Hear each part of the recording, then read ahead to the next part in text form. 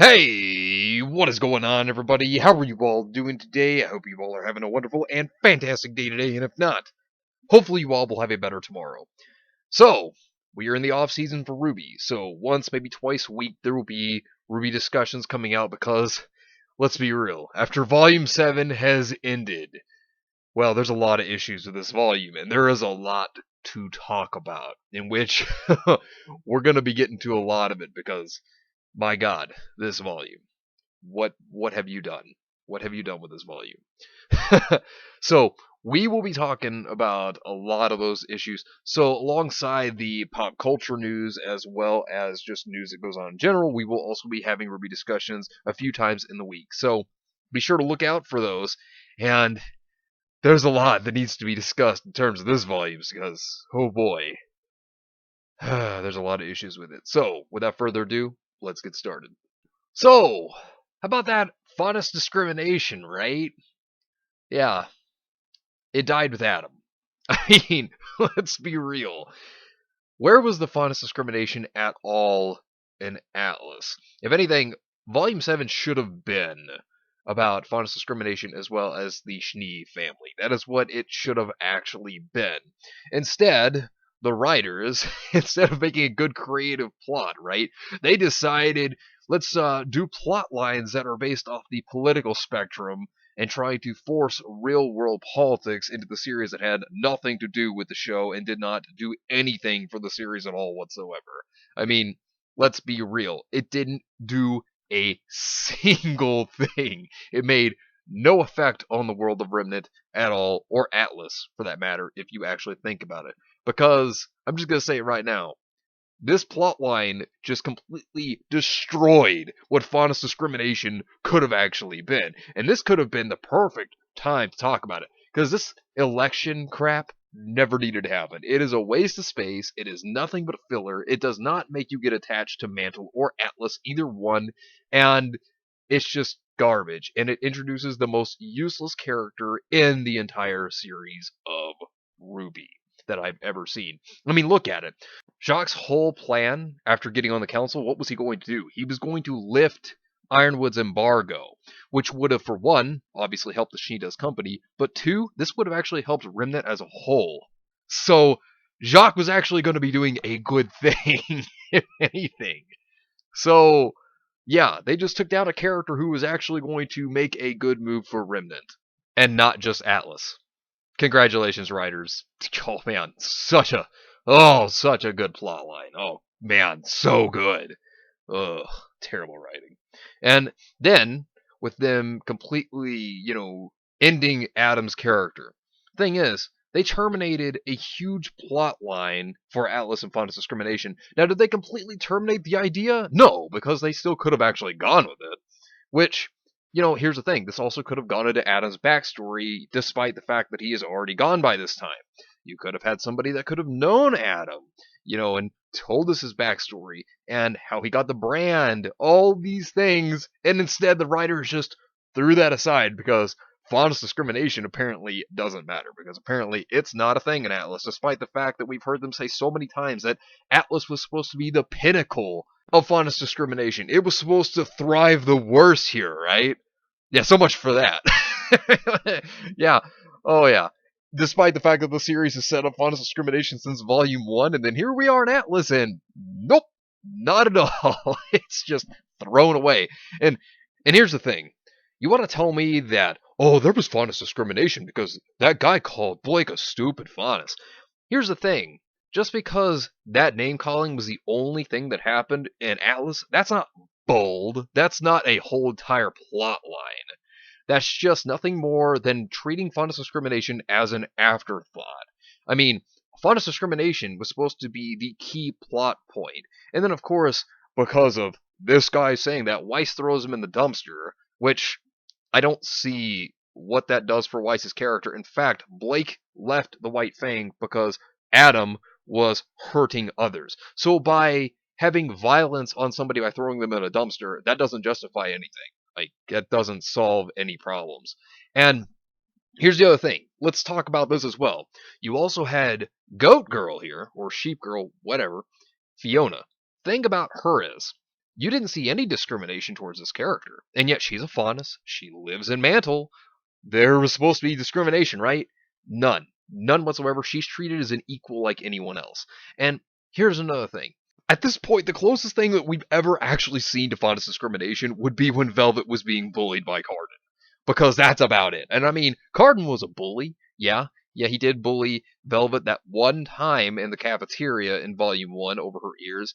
I mean, he also bullied human characters like Jean and how he was going to get revenge on Pyrrha for, being more educated than him in terms of knowing about the Faunus. But yeah, this would probably be the only scene we've ever seen that's closest to what Faunus discrimination would be. It's about it. So there's that. And I mean, that's the thing. Other than that, there's just been characters like Cordovan judging or name calling. We haven't seen anything real harsh happen. I mean, Atlas is supposed to be the pinnacle, right? Well, then you have two members, if you think about it, which they treat the Faunus equal here, despite the fact that Atlas is supposed to not treat them equal. It's supposed to be the worst place for discrimination. You don't see anybody treating Marrow or Elm as, if they're not equals. They treat them as equals. And that's the thing. Wouldn't you have imagined that with it being Atlas and with Faunus discrimination being so bad, wouldn't you think that there would be people around them that would be looking down on Marrow as well as Elm because they're Faunus? Oh, no, wait, no, that doesn't happen because, apparently Faunus discrimination to the writers is not an important plot line. Apparently, despite the fact that they've built it up for so long, it's not important. It's not like it's anything to worry about. I mean, that's the thing. Even when Marrow was at the rally for that party for, Rob and Hillary Clinton, thing of it is that nobody, no humans, point out, oh, look, it's a Faunus or anything. Like, they just treat him like he's an equal. They don't treat him like anything's wrong. And, that's the thing.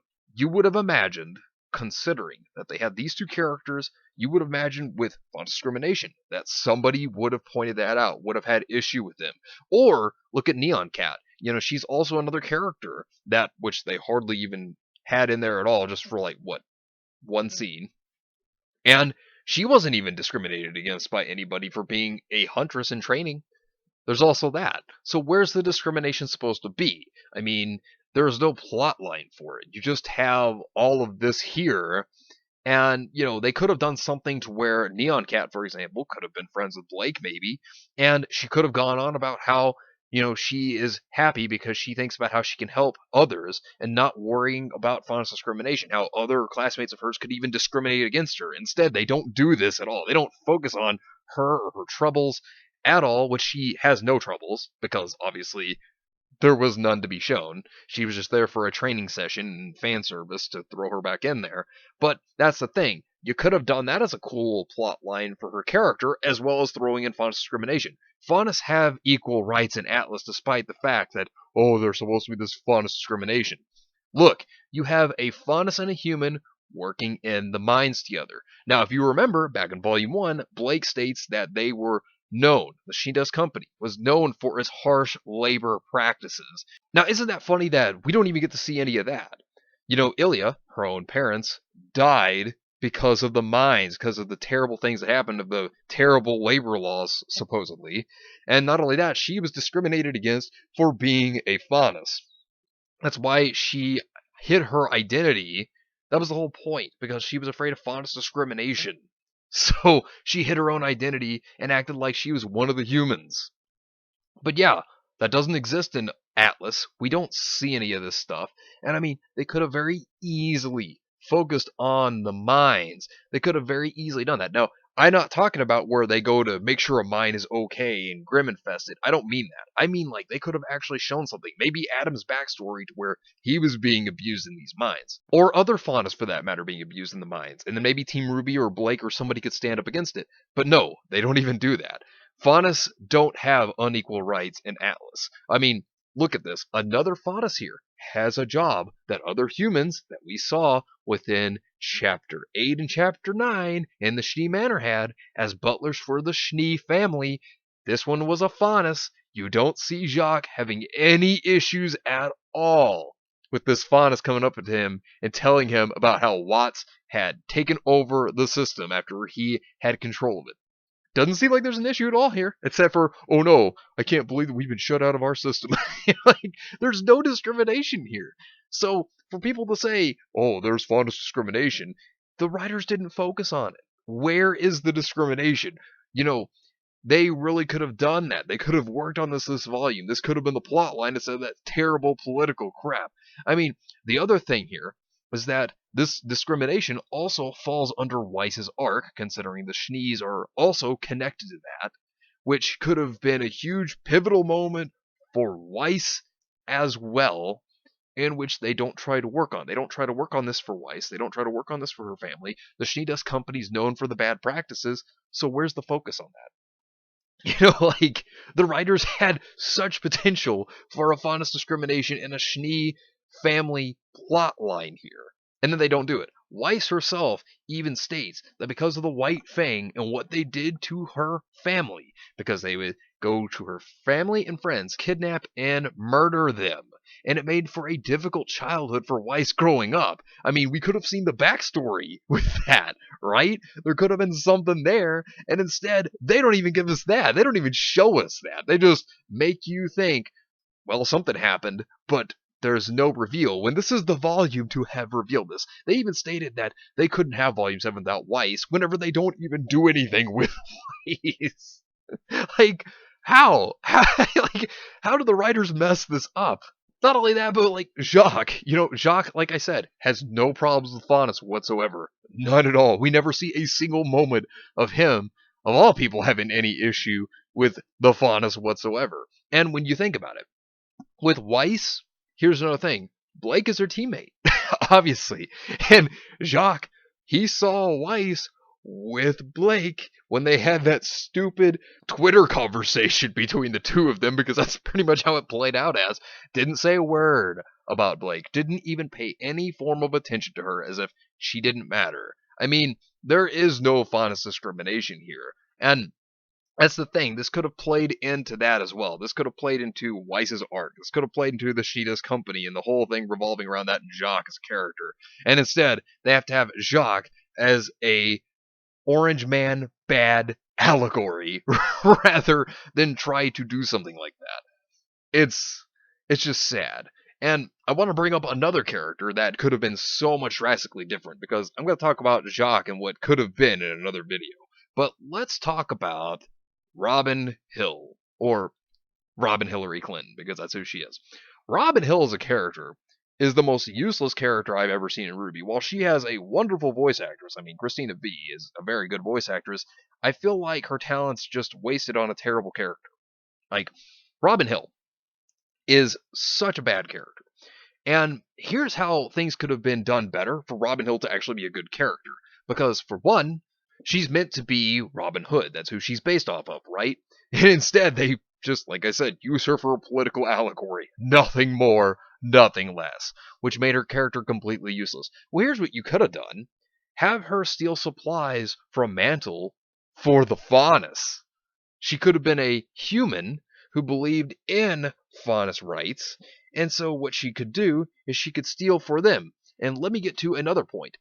The reason why she could be stealing for them is because they could live in a very terrible area. They could be secluded to an awful, worn-down area, and that's where the Faunus could all be located. Therefore, stealing supplies from the military, or as well as the Schnee Dust Company, she could give them to them so that they could survive. And Blake could don her old ribbon back again. She could have a new ribbon, of course, because she threw the old one away, but she could don her old ribbon back to hide her identity within Atlas, because she knows how bad Faunus discrimination is there. I mean, what they could do when they enter Atlas is they could see a group of people throwing trash, or actually going in groups to beat up a Faunus that goes into a human territory. And it could show how harsh the Faunus are treated by humans in Atlas, therefore showing how bad Faunus discrimination actually is within Atlas. This was the prime time to be able to do something like that. There also could have been a faction of the White Fang within Atlas as well. And let me get to this, because we're going to talk about the White Fang a bit here. So, with the White Fang, one big problem that I had in Volume 6 is that if they're so dedicated to their cause, especially with Adam convincing the White Fang to betray Sienna Khan, then wouldn't you have imagined that despite how some of them may have not had as much faith in their ways, maybe some of them could have turned against Adam, but not all of them. And so what they could have done is there could have been a faction of the White Fang there, and while I don't agree with the idea of them all just completely turning on Adam, because some of them could have still been loyal to Sienna, there could still be the others who could still agree with Adam. And then, of course, what they could do there is Adam could have actually survived. I'm going to get to a point of that in a moment. But they could still have a faction there. They could still be the antagonist because the Grimm were retconned because World of Remnant proved that the Grimm cannot survive in the harsh territory, which then the White Fang could have been the villains, which would have made sense. And then you could have had the White Fang Lieutenant. Here's another thing. He could have come in and saved Adam, because what I would have done here, I would have changed things to make it make more sense, is that Adam, instead of being killed by Blake and Yang, he could have been captured in Argus. This could lead the White Fang Lieutenant, or Bonesaw as he's also called, to free Adam, and he could be the bridge between some of the members that don't agree with Adam, and some of them that do. He could be the bridge to try to help everybody understand Adam better as a leader and trust Adam again. And here's the other thing, the White Fang Lieutenant, he also was ready to take down a Schnee back in Volume 2 when Weiss fought him, so he could have played a very big role here, and the writers even confirmed that he was still alive. So, there's also that. And then Adam could lead the White Fang, as well as the faction of the White Fang that's still there in Atlas, and they can all go and actually make a war whenever it comes to the humans in Atlas, trying to take down the military as well. You could have had Adam be the main villain of the volume. You could have centered it all around him. This could have gone into his backstory to better help us understand him, to better understand why he got the brand, to better see Faunus Discrimination that clearly isn't in Atlas. And that would be great.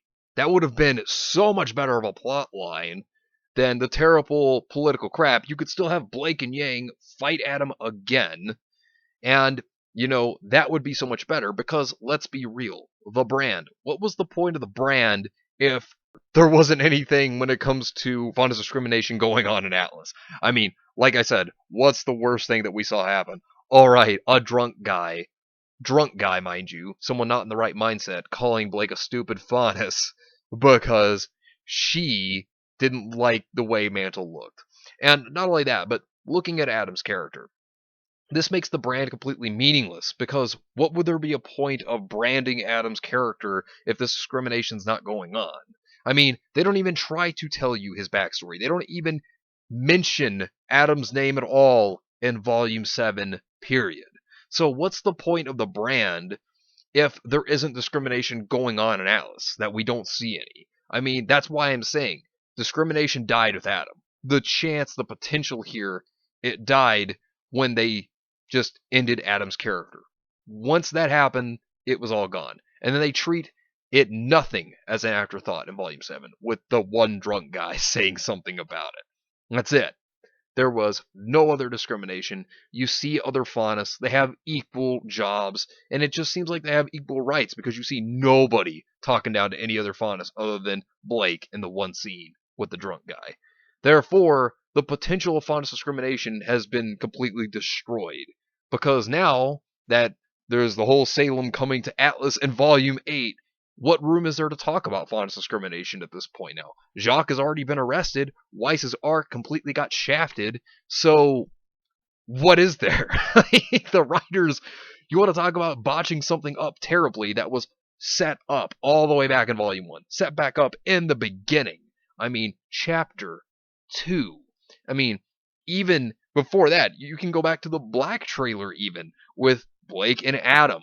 So, I mean, come on. I mean, this was horrible. And for Faunus discrimination to not even be a focus, as well as Weiss's arc, what was this? This was a mess. It's very easy. Robin Hill could have been someone to try to help the Faunus out. You could have the White Fang, who could try to wage war on the humans in Atlas as well as the military. You could have Adam come back and lead them into a war against Atlas, as well as the She Does Company. You could even have a fight with Winter and Adam, and then you could have Weiss have a rematch with the White Fang Lieutenant. There's so much potential that is completely shafted and destroyed because of this. They completely destroyed this entire plot line, and now there will be a plot that will forever be unresolved, all because of this. The writers clearly did not think this through. And it shows you how much better of a plot Volume 7 could have been than this terrible political allegory, just crappy plot line where the writers push their woke agenda. They could have actually done something creative. They could have actually done something interesting. But now, forevermore, a plot line will be unresolved. But anyways, I'll be back again on Tuesday. Let me know what you think about this entire situation down below. Subscribe to the channel if you are new here, and make sure you're still subscribed because YouTube is unsubscribing people from their favorite channels. So make sure you're still subscribed to all your favorite channels. Hit the video with a like if you enjoyed, and share the video on social media. Spread the word and get it out there. It's greatly appreciated, and it really helps out the channel a lot. Also, be sure to follow me on Discord. We have a wonderful community there. It'll also keep you up to date on when new videos will be released, as well as any upcoming events. So be sure to follow me there. Link is in the description down below. But anyways, I hope you all have yourselves a wonderful and fantastic day today. And remember, if today was not a good day, tomorrow could always be better. Take care of yourselves and everyone around you. And have yourselves a good one out there, everybody.